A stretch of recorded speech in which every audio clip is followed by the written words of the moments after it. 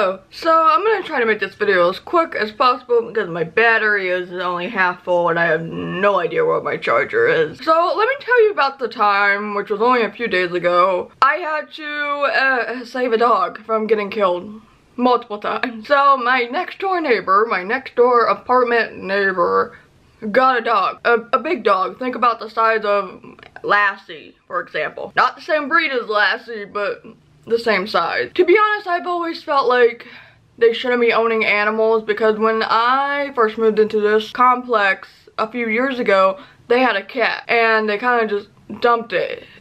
And yeah, so they got a dog a couple of months ago. It's a very beautiful dog. It's just, I love to say hi to it when I see it. And Friday, was it Friday? I think it was Friday, around 6 o'clock, the dog was outside. The owners were outside, and it looked like they were about to leave. And naturally, when they're gonna open the door, the dog runs out, yada yada. Normally, they make dog go back in.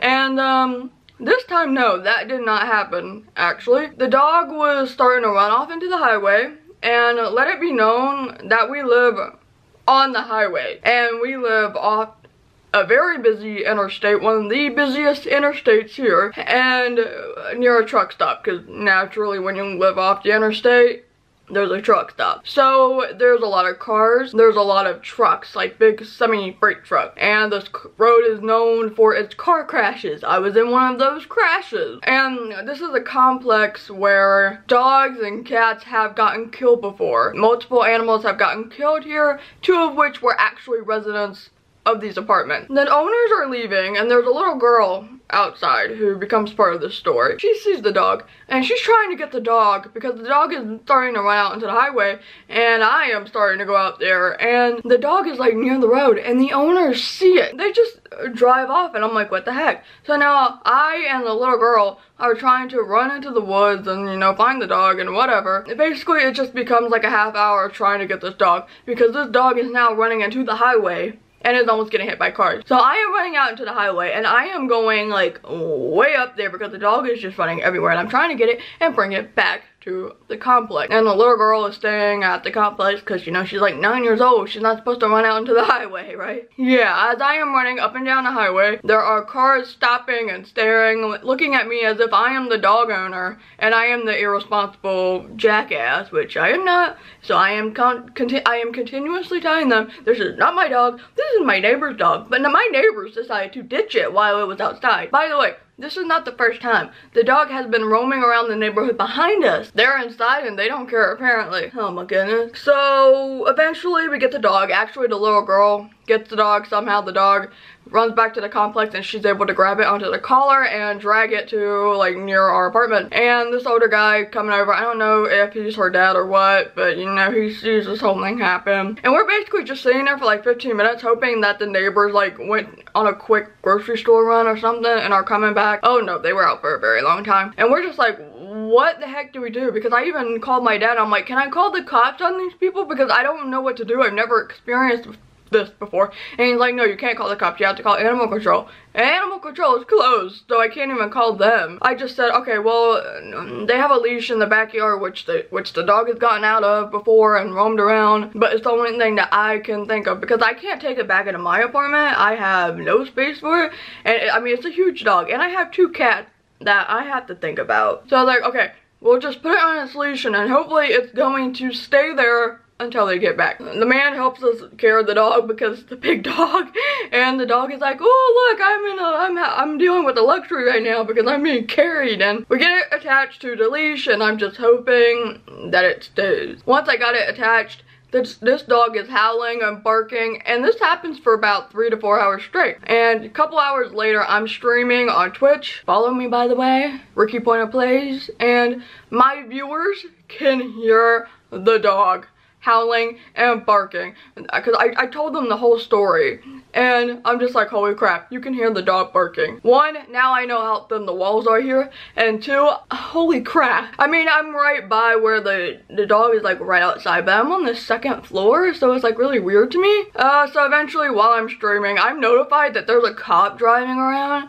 and I go outside and the cop parks over to me and I'm like, okay, hold on, I need to go upstairs and get my phone. Hi, Def, you type, I'll talk back, whatever. So So that happens, and I'm like, okay, so what are you looking for? And I'm thinking it's about the dog, but I don't know. So I'm just like, okay, so hey, sir, what are you looking for? What's up? How you doing? And he goes, yeah, I'm looking for the dog owners. And I'm like, oh, that's what this is about. And I tell him the whole story, what happened. And, oh, I forgot to mention that I actually took a piece of paper and I wrote, hey, we just spent like a bunch of us at the complex just spent like over 30 minutes trying to keep your dog from dying, and he almost didn't make it like multiple times. Please take care of your dog. And I taped it on the door, and I told him about that, and he goes, yeah, the chief of our department lives directly behind you and he's really pissed off, so he called us to come over. And I'm oh, like, I can see the guy's house from here. Like, I watch him and his daughter practice for softball every spring and summer, right, in their backyard, so I know that he lives here. And I'm just like, yeah, I am so sorry about that. Like, this is not my dog, and I just put it outside on his leash because I didn't know what to do. I mean, you all can let me know what you would have done in this situation, because the animal control is closed and I'm afraid they're gonna kill this dog. And I mean, the dog almost died anyway, but you know. So I was like, yeah, I'm sorry, I didn't know what to do. He goes, yeah, you're fine, you did what you could do. And I told him about the sign. He's like, yeah, just leave that up there. He goes, when was the last time they were home? I said, they haven't been back at all since they left at 6, and this is around 9:30, something like that. And Twitch is joking. My Twitch viewers are joking. They're like, let's donate to Rikki's bail fund. Donate the bits. Yeah, and I was like, just give me your number, and if they come back, I'll call you, but I don't know what else to do. And he's like, yeah, so here's our number.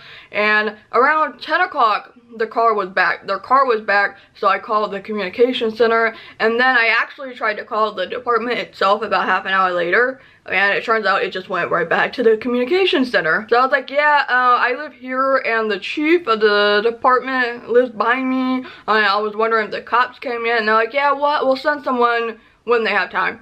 And I was like, okay, cool. And it's Sunday that I'm filming this. This happened on Friday, and I have no idea if the cops came. I know that my neighbors wrote the letter because it's not on their door. They didn't throw it back at my porch, which is, I think, is funny, because normally they've done that before when I told their friend to start parking in my spot. So I am that was my story. I became a dog saver, a dog rescuer, and almost got killed myself.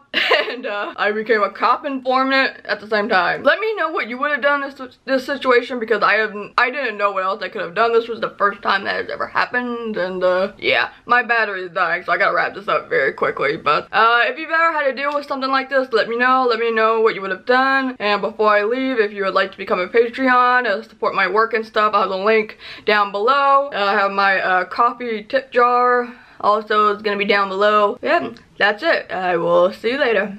Bye.